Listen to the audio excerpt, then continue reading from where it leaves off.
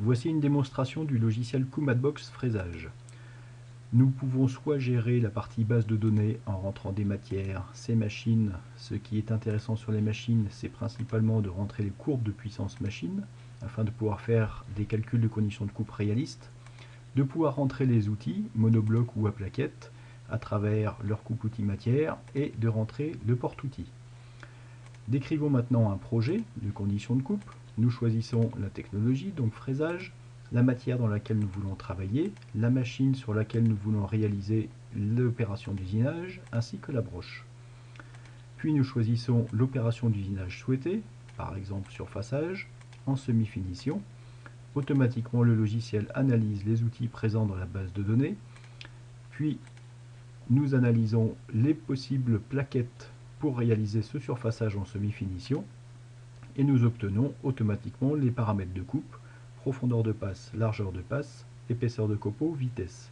Il est possible de régler le paramètre de coupe en fonction de son opération réelle, par exemple 3 mm par 15 de large, et automatiquement nous obtenons des paramètres de coupe fiables, puis le calcul de puissance couplé effort avec vérification à tout moment que cela passe sur la machine. Il est également possible de rajouter un porte-outil sur cette fraise afin de prendre en compte les algorithmes de flexion. Nous pouvons le stocker ou non sous forme d'association corps de fraise plus porte-outil. Ainsi, avec ce porte-outil, les paramètres de coupe vont pouvoir être réaffinés en fonction de la flexion autorisée. Plus je charge l'outil en profondeur-largeur, plus la zone de droite épaisseur de copeaux vitesse se restreint jusqu'à pouvoir complètement disparaître si aucune possibilité n'est autorisée compte tenu de la flexion de l'outil. Grande nouveauté de cette version V3, il est également possible de réaliser des opérations d'usinage et de faire des calculs de conditions de coupe d'un outil qui n'est pas présent dans la base de données. Nous appelons cela l'algorithme fonctionnel. Pour cela, nous démarrons exactement comme tout à l'heure, par exemple ici surfaçage-dressage en semi-finition, et nous prenons un outil non présent dans la base de données. Donc nous demandons au logiciel de déclencher cet algorithme fonctionnel, qui avec un minimum de questions va nous permettre d'obtenir des conditions de coupe fiables.